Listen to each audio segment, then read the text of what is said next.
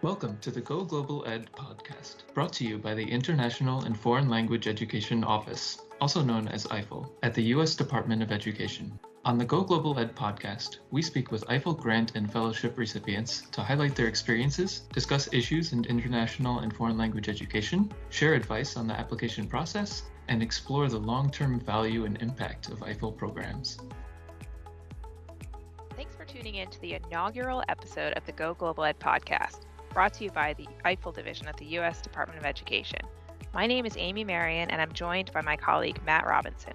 Today, we're talking to Cheryl Gibbs, Senior Director of the International and Foreign Language Education Division here at the U.S. Department of Education. Welcome to the podcast, Cheryl. Thank you, Amy. It's a pleasure to join you.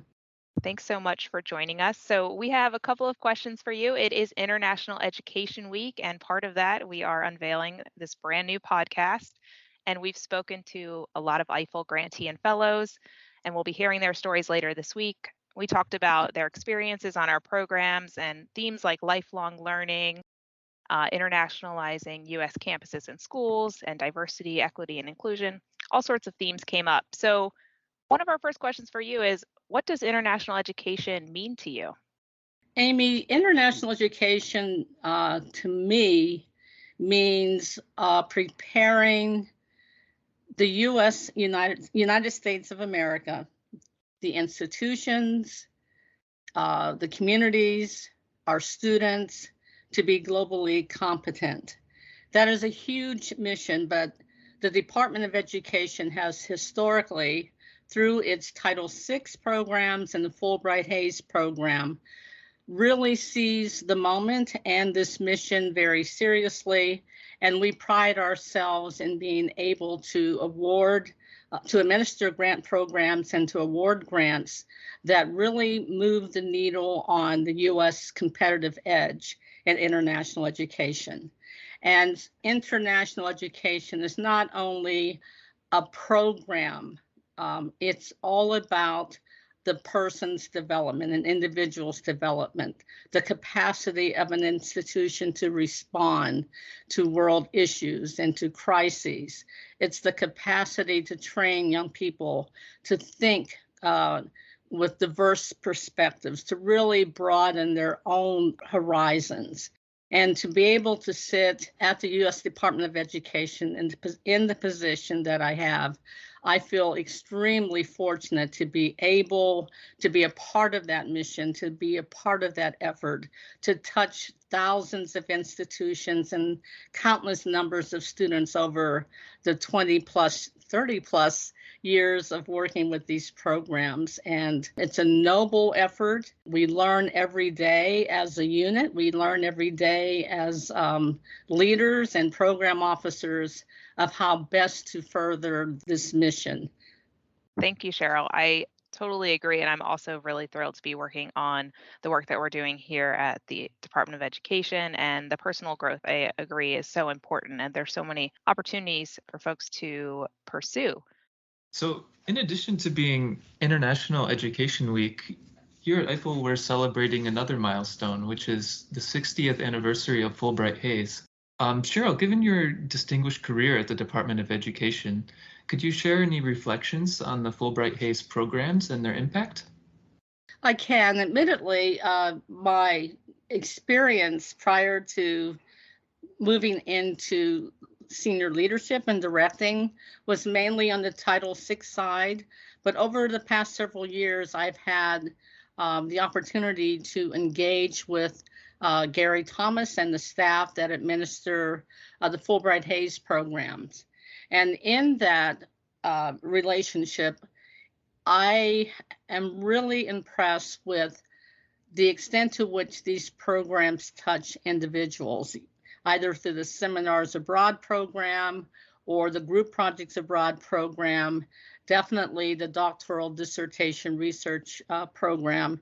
And prior to maybe 10 years ago, we had a very robust faculty research abroad program where faculty came back and told us that they were able to further their teaching agenda and be better faculty and professors on various campuses because of the experience that they had through the Faculty Research Abroad program.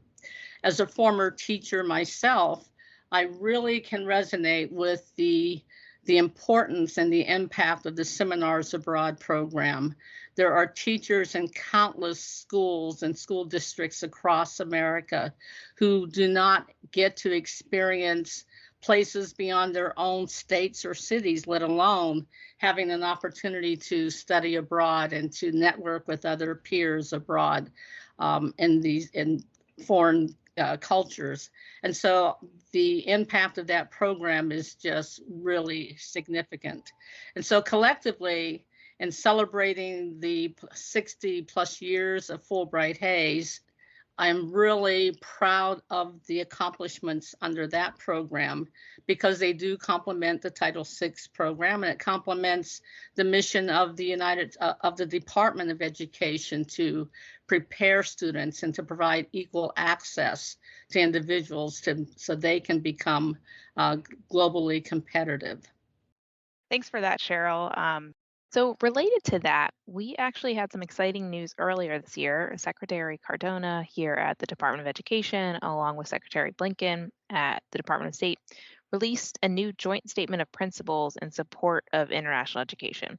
So some of the themes in the joint statement, which I think is the first one in about 20 years. So it's really exciting. Some of the themes include benefiting American students and communities, strengthening U.S. higher education, and supporting research and innovation. So given the joint statement, what can you tell us about opportunities in international education provided by IFLE?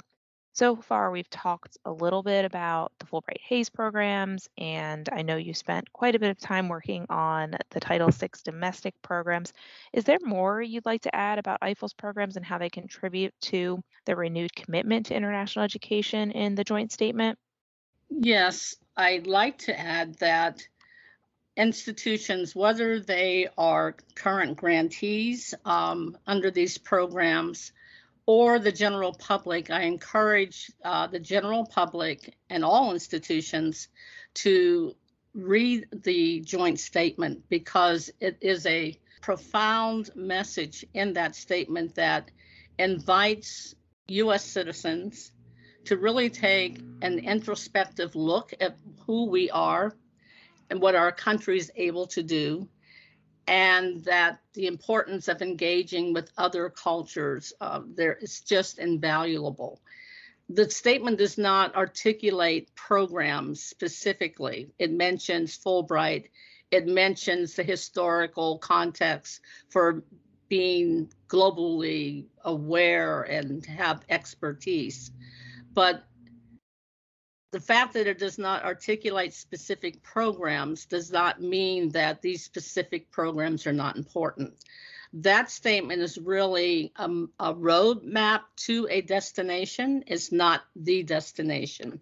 And I want to make that clear to those who read it that we are not slighting or disregarding programs, specific initiatives, but the statement is to invite the engagement and the minds and the efforts and the skills and the talents and perspectives of everyone who reads it to be able to engage with the State Department, with the U.S. Department of Education, with international education groups locally and overseas.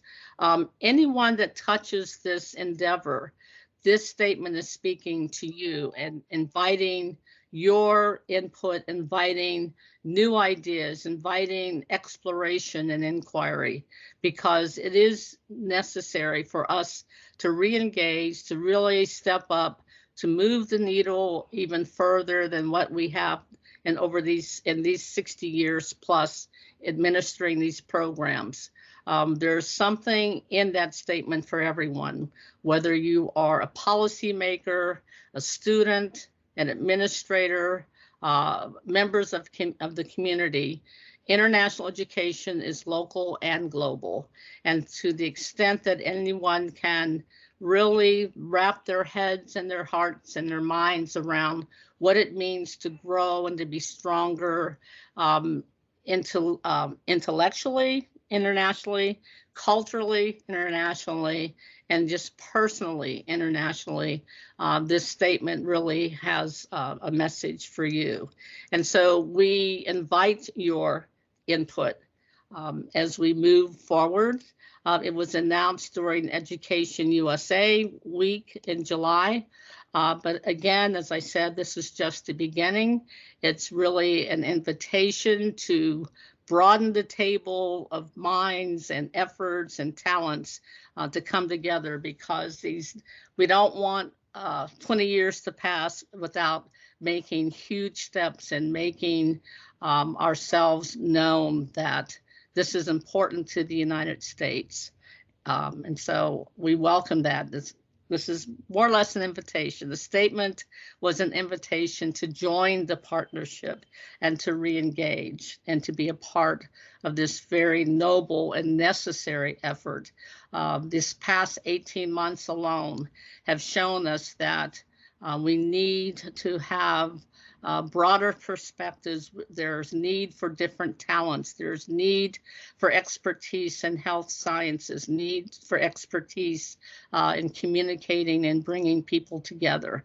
And so again, I believe this statement is a profound start to getting to places that will really surprise all of us as to what we can do if we put our collective minds and efforts together. It's an exciting time to be working in international education. I just wanted to ask, did you have any other things that you might want to touch on, Cheryl? I think International Education Week is celebrated for a week, but really International Education Week has no time limit. International education is perpetual, and we focus on what we have accomplished. We highlight different topics every November, but we need to move, our mindset should be, this is wonderful, and we're pausing during this November 15th week to think about international education issues, but we should also always be motivated and mindful that it's not just one snapshot in a week, but it is a lifestyle and a mental position that we should have as we engage with each other in the program office, as we engage in between agencies, as we engage with other scholars and students. I'm reminded of Secretary Cardona's priorities really are focusing on individuals and preparing teachers and preparing students and communities and making them better places. And part of that effort is really to expose teachers and students and communities to international education. And so it's not just about doing this in a week. It's a lifetime commitment of our efforts and our resources. Thanks so much for joining us on the podcast, Cheryl. It's been really wonderful hearing from you, and we're looking forward to celebrating International Education Week. Amy, thank you for the invitation. It's always my pleasure to have a platform to talk about International Education Week and the wonderful things that IFLE is doing and how we can engage with our peers and institutions to further the mission of international education as the Congress envisioned it many, many years ago. That vision was timely then, and it's very timely now. And so thank you for the opportunity to talk about international education. Thanks for listening to the Go Global Ed podcast, a production of the International and Foreign Language Education Office at the U.S. Department of Education. Be sure to follow us on Twitter @GoGlobalEd and subscribe to our newsletter to learn more about upcoming podcast episodes and receive other IFLE updates.